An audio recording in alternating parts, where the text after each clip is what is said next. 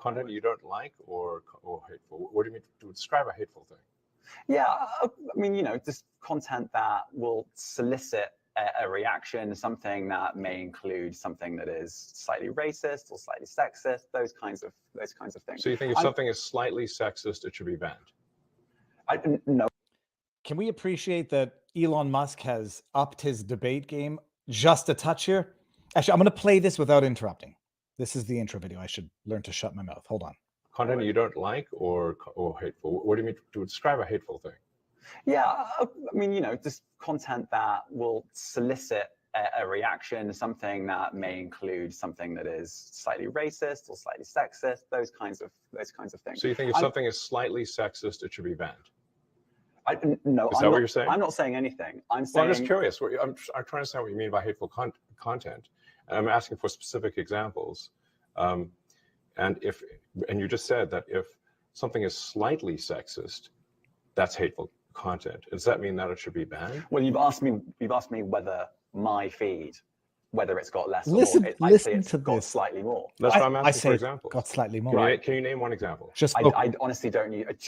Honestly, I you don't. Can't name a single example. I don't use it. I don't actually use that for you feed anymore because I just don't particularly like it. But you said when you tell one lie, it leads to another. When you tell two lies to cover for the other. When you tell three lies, oh brother, you're in it. A lot of people are quite similar. I only look at hang on a second. My you said you've seen more hateful content, but you can't name a single example, not even one. I'm not sure I've used that feed for the last 3 or 4 weeks. And then how did you see the hateful content? Because I've been using it. I've been using Twitter since you've taken it over for the last 6 months. Okay, so then you must have at some point. I mean, this is embarrassing. I'm asking for one example. Right. And you can't give a single one. So by the way, I'm going to interrupt because we're going to play this painful thing over and over again. I've seen a few things. What have you seen? Well, I haven't really looked at my Twitter feed in a while. All right. Well, other people are saying this is the deflection of responsibility when you get caught in the most egregious propagating of disinformation imaginable. First of all, it's so easy. Have an answer. I have an answer of some of the mean tweets I've seen on Twitter. Never in my right mind would I consider it to be so offensive that I would ask for censorship or claim that the hate speech on Twitter is. The guy makes a statement, says I'm not making a statement, tries to bring in other people to substantiate his statement. And I look, Elon's not a perfect man. He's I always thought sometimes he was a little awkward when he spoke. He seems to be honing in on the debate skill, but maybe it's just part of the learning curve of being the object of fake news, slander campaigns day in and day out. Let's let this finish here. And I'm saying, I say, sir, that you don't know what you're talking about. Really? Yes, because you can't give me a single example of hateful content, not even one tweet, and yet you claimed that the hateful content was high. Well, that's false. No, what I claimed. You just lied. What I claimed was there are many organizations. There are many organizations. It's not me. It's other people now that say that kind of information is on the rise. Now, do you know those other organizations? If you ask them, they would say, "Yeah, of course," because I saw a BBC reporter say the same thing. This is called disinformation laundering. This is called the wrap-up smear. You get one idiot saying what the other idiot said when each idiot is just repeating the unsubstantiated idiocy of the other idiot. Now, whether it has on my feed or not, I mean, right, and literally if you look at something like the Strategic Dialogue throw someone else in the UK, they will say that. So look, people will say all sorts of nonsense. I'm literally asking for a single example, and you can't name one. Right, and as I already said, I don't use that feed. But then how would you know that? I don't think this is getting anywhere. You literally said you experienced more hateful content. It's getting somewhere, and then couldn't name a single example. Somewhere. Right, and as I said, that's absurd. I haven't actually looked at that feed. Then how would you know this hateful content? Because I'm saying that's what I saw a few weeks ago. Elon Musk. Exact example. Let's move on. Elon Musk had to have paid that guy to do that. I mean, that's something that you cannot. It can't happen organically. It's so idiotic. It's a scene out of a movie. But hold on. Look, I'm not a creative person. Maybe I'm a bit of a creative person. I put together a bit of a remix. I was going to go for like a full dubstep, but it took too long and I got impatient. I'm not saying anything. You've asked me whether my feed, whether it's got less or more. I'd say it's got slightly more. I'm not saying anything. I'd say it's got slightly more. What I claimed was there are many organizations that say that that kind of information is on the rise. I'm not saying anything. I'd say it's got slightly more. Strategic Dialogue Institute in the UK, they will say that. I'm not saying anything. I'd say it's got slightly more. I'm not saying anything. Let's move on. I'm not saying anything. You've asked me what. Oh, it replays. So that was my dubstep remix. Good evening, everybody. It's been a busy day. I have to share a personal anecdote, but I don't want to share more information than the person involved might want to share. I've had an experience that illustrates, and it will illustrate for one of my kids, the absolute idiocy of the bureaucracy that is adulthood. Like, hold on, I'll bring this up because this is the good segue into it. Nina Infinity, I just came from nearly a 2-hour live stream with Nina Infinity. I dare say it was fantastic. I actually told Nina of this anecdote. I came into Nina's stream enraged privately because of the incident that I'm going to explain now. Nina is she might be a therapist. She might be a therapist because I feel better. I feel invigorated. And we had a great stream. So check it out. Nina Infinity, thank you again for coming on today, Viva. Very much looking forward to the sidebar with Eric July. Cheers to the day when common sense returns. Keep conversing. Thank you, Nina. And everyone should go check it out, Nina Infinity. So the experience was just an experience with bureaucracy. A kid who had prepared for something, but wasn't on the list of attendance. And forget the fact that it involved nearly a 2-hour drive for dad. I don't care about that because I took that drive to listen to Eric July podcasts, interviews, and I did homework. I can do homework from wherever. A kid had prepared and was excited to participate in an extracurricular event, wasn't on the list. And adults couldn't figure out a bloody solution to this. And I got someone on the phone after it became abundantly clear they were not going to find the most reasonable solution, which would have encouraged a kid for extracurricular participation. It would have taught a kid a lesson about adults finding. Once it became clear to me that the adults in the room were not going to be adults, I just said, I hope you adults enjoy having taught a kid the lesson that there are adults out there who are bureaucrats in spirit and in mind, and who don't want to reward the who don't want to reward the what's the word I'm looking for goodness sake, when the desire to achieve, but want to teach a kid a lesson in bureaucracy. So I was enraged, and I'm still a little enraged. But all that to say, we're going to have Eric July on. I spent the better part of the day listening to interviews, getting familiar with his YouTube channel, his music, and I'm going to say that, which his music, it's called The Bad Words. I believe it's called Bad Words. I'm bad with names, but not bad with concepts. The music is a perfect blend between the Knucks and Linkin Park. For anybody who knows those two, well, everybody knows Linkin Park. I think everybody knows the Knucks. Eric July is going to come on. It's going to be a wonderful sidebar. Earlier today, I did an interview with Jack Posobiec for Turning Point USA. It's going to be aired Sunday. So it was a busy day. Enraging. Drove nearly 2 hours in a torrential downpour so that a kid could be told, you can't participate because you're not on the list. Winston Shittenhouse, could making love to the bog brush be blamed on blind lust? Come on, Winston. Winston, is that my actual dog in that? So now, everybody, these wonderful things you see here, the Rumble, the super chats on YouTube, Rumble rants on Rumble, YouTube takes 30% of that.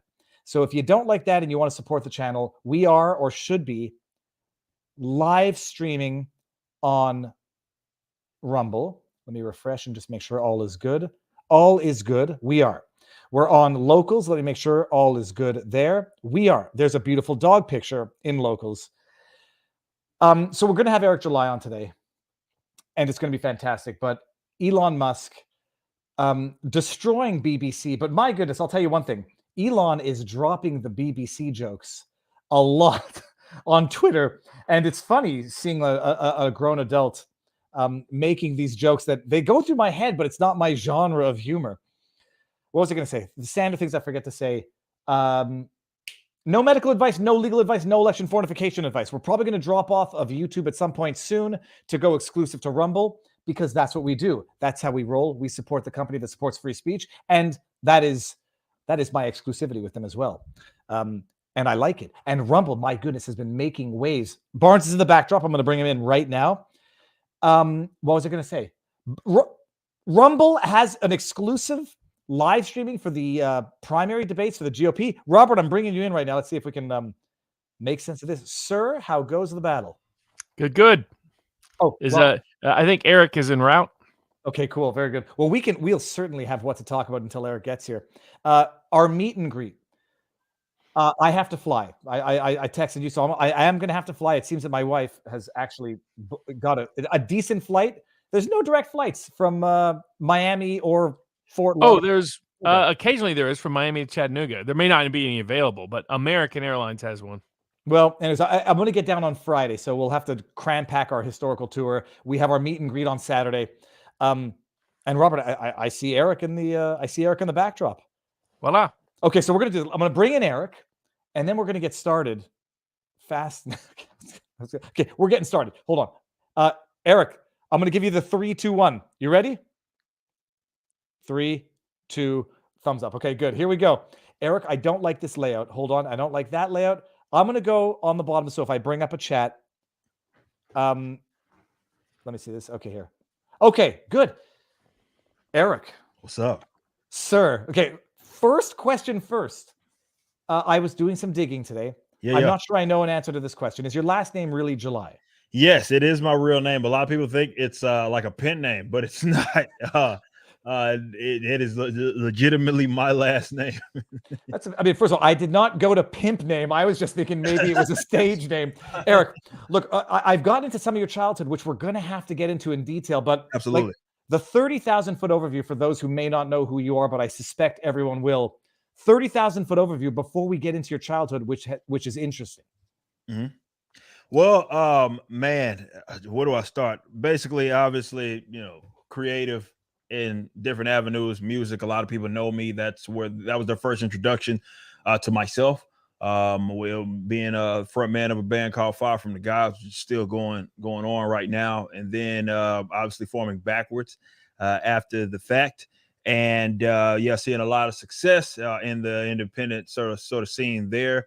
And obviously being more in like the commentary space and talking about liberty and all that was picked up a lot of friends along the way doing that from various different avenues.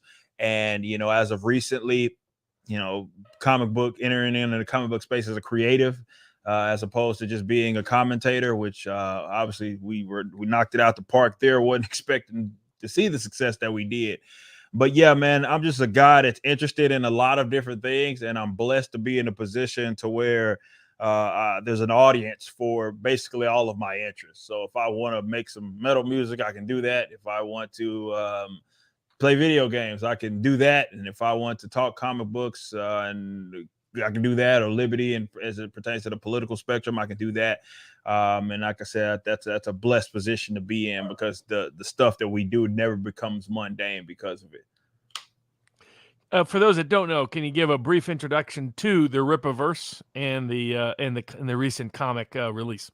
Yeah, so the Rippaverse was it's the name of my comic book company. I launched officially publicly last year, but we had formed it actually a year before that. And the first book, ISOM #1, which launched, it was a pre-order campaign that we launched, and it hit $3.7 million. And that was kind of the whole concept of the Rippaverse, was not to reinvent the wheel. Believe it or not, it was more so to get back to the essence of what comic books were about, and giving people something to look forward to and be enthusiastic about without feeling like they're getting beat over the head with this nonsensical political stuff or social justice leftism that we see a lot in that is really plagued not just the comic book industries, as you guys probably know, is pretty much everywhere, but especially plagued the comic book industry. I was a guy that I'd griped about it a lot, did a lot of videos, and I figured, hey man, I'm a creative person. Maybe it's time for me to be a part of the actual solution. So I created this company, and the audience responded as such. We hit $1 million in 30 hours, I think. So a little over a day, we hit it we hit $1 million, and yeah, just kept going and going. And we're gearing up in the next couple of months for ISOM 2, as well as 2 other projects, as we're scaling up, because we are a truly independent comic in the sense that, unlike pretty much everybody else in the more so mainstream industry, we do our own distribution. So it's 2 kind of companies there. There's a lot of logistics that are involved certainly in that. So you have the creative stuff that people see in the book itself, but as far as the distribution effort, we handle that as well. So there's a lot going into it. We're getting moved into our new warehouse. I'm very excited about it, but that's pretty much the company in itself. Just something is a brainchild, kind of just, look, man, let's be a part of the solution, as opposed to me just always griping on the YouTube. Okay, Eric. So I watched your podcast with Michael Malice. Yeah. A bunch of older videos. I'm going to ask a lot of questions, and if they're too intrusive, you'll let me know. Ain't no such thing, man. Open book. Because I don't know what degree you go into in terms of prior videos and talking about your childhood. Your description on Wikipedia is it goes over so quickly what I would have a million questions on. You're 32, born in Dallas, Texas. Mm-hmm. What was your childhood like? Because you ended up living with your grandmother, but what was your childhood like? And I'll have some follow-ups here. Yeah, so I grew up. It's a rare situation, ironically. Or that's not really the proper term in terms of ironic, but you often hear so much about kind of how I ended up being really the starting point for a lot of people, but it really wasn't that for me. Not to say that I came from an affluent family, because that's not at all what happened. We were still living in South Dallas. But my mother, when I was born, my mother and father were together, right?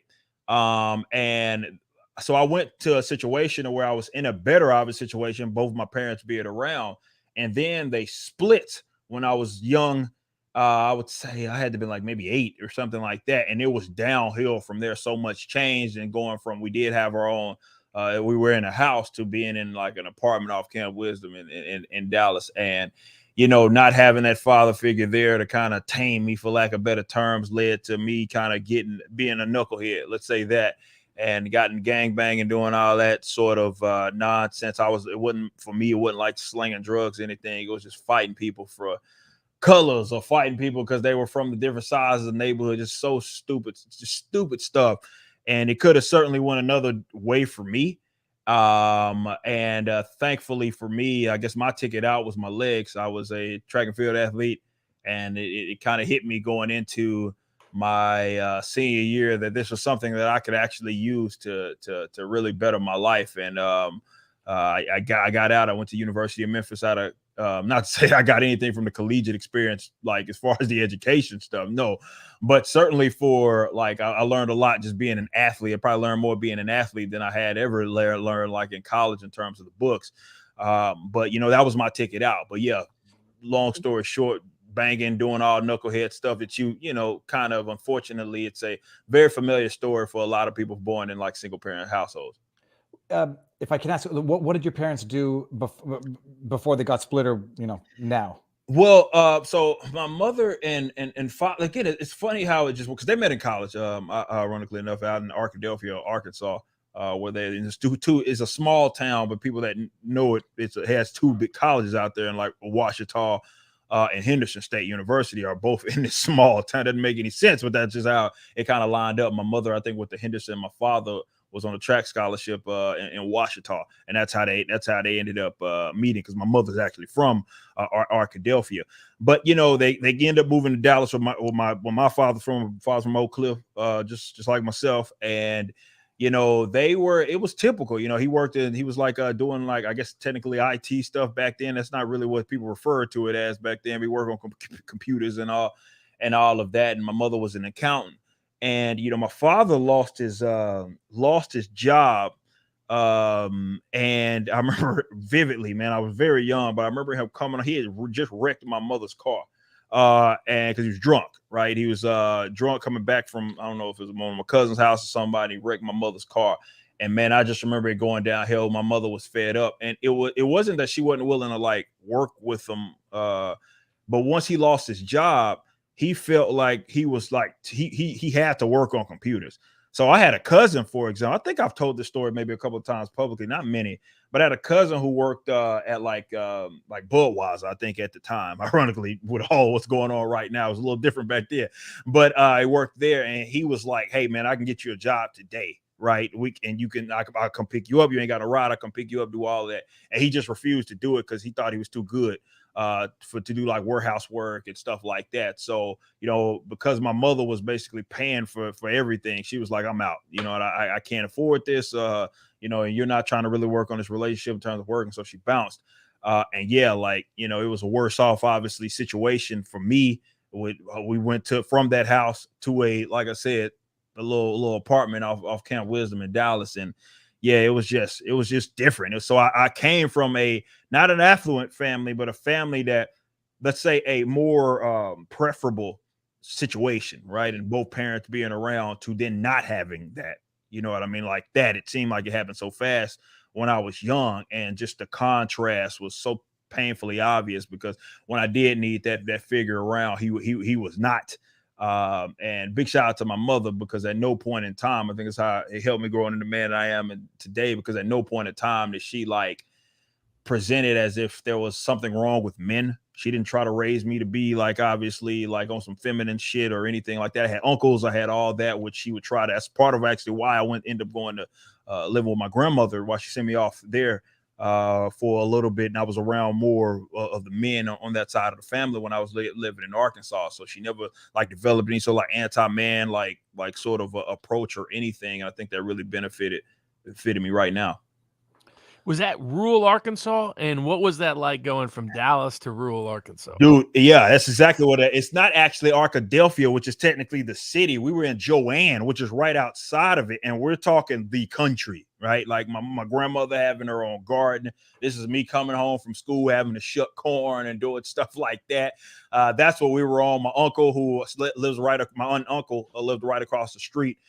As well, or the road, actually, it's one of those big county roads that just goes on forever. So lived right across the road, and he had his little farm and horses and stuff like that. So that was like my work after school, and it was different. So you're talking about inner city to a completely different lifestyle. Now I was able to adapt a little more because I would always go to Arkadelphia for the summers, but that was really my first time being there for that long extended period of time.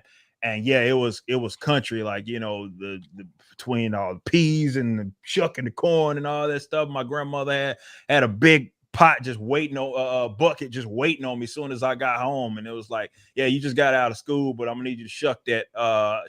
And that was my life there. So I hated it obviously at the time, but certainly with that experience, I think it helped. I appreciate it a lot more, especially work, because it was just a different animal as opposed, you don't have access to as much stuff. And a lot of people are doing manual labor just to eat. You know what I mean? Not just for the sake of doing it, but just for the sake of eating. So it was a different animal, but I think it was a very necessary experience. Only child? Yes. Okay, amazing. That only child and youngest of 5 explain a lot. That's a okay. Now hold on. There was another question I had. What does it look like? This is for people who can't possibly envision it. Mm-hmm. To be an 8-year-old kid living with your mother in an apartment and getting into the world of gangs. What does that actually look like? How does a kid get into it? How does a mother either not know about it or have no control over it? And what was the culminating element that sent you to your grandmother's? Well, I think a lot of people definitely that are young, when you start getting in, definitely as a teenager, so you're 12, 13, 14, you start getting into that sort of stuff because people are looking for some sense of to be a part of something. It's almost like a social club. Certainly when I was coming up, that was more of what it is, where people had a sense of belonging. That's how it was, kind of more so in Dallas. And you have people fighting over stupid stuff. Sometimes it's drugs and other stupid stuff, but most of the time, definitely out in Dallas, it was more territory type of stuff. You're from Highland Hills, you're from Singing Hills, you're from this side of Oak Cliff, that side of Oak Cliff, or those guys from Fort Worth, and we meet in the middle at Arlington on the weekends to go fight them at Parks Mall for what reason, Lord knows what, just because they from a different side of the town. So it's funny, I remember as I aged, it became less about colors, where you had folks that were, claiming red, folks that were, cripping and all that stuff, and it became less about that, and it was more like what town are you from, what city are you from, and people were beefing and losing their life over stupid stuff like that. So, you know, for me, I think that was exactly what it was. It was more of a sense of belonging to something else, and that sense of camaraderie with other individuals, and everybody kind of during that period of time like started to gravitate kind of towards that sort of thing as a lifestyle, gang stuff as a lifestyle. And yeah, it was you know, my mother obviously knew it was what it was by the time I was like 14, because, you know, I got kicked out of DISD. And that was what's DISD? That's a Dallas, like Duncanville Independent School District. Actually, Okay. Duncanville was where I was at. What did you get kicked out for? I gotta ask. Fighting. Okay. Like, it's funny. I came like usually they had like a no tolerance policy. This was before, like, back in the day. You know, people know maybe Duncanville High School is just like big, like football school. You got a lot now and all this, but back then it didn't have 9 to 12th graders. Like, I ended up going there, even though we lived in Dallas. Duncanville technically is its own city, but we lived in Dallas, and it was the 9th grade center was what it was. It wasn't part of the high school yet. Yeah, so I was there, and yeah, I remember getting in a fight, and usually they had a low tolerance for that stuff, and it was automatically that you were going to alternative school for X amount of days if you ended up doing that. But they didn't do that for me. And I remember coming back, it was like I got like a 3-day suspension, and I came back and gotten another one, right? Like immediately once I got back, a fight with it was a different cat, but you know, same clique. And yeah, that was at that point, my mother was like, all right, man, he's out of control. So the point was that she was like, okay, sending him there, it'll be a completely different lifestyle. It'll be a lifestyle change for him, and it'll be good for him, I guess was her idea.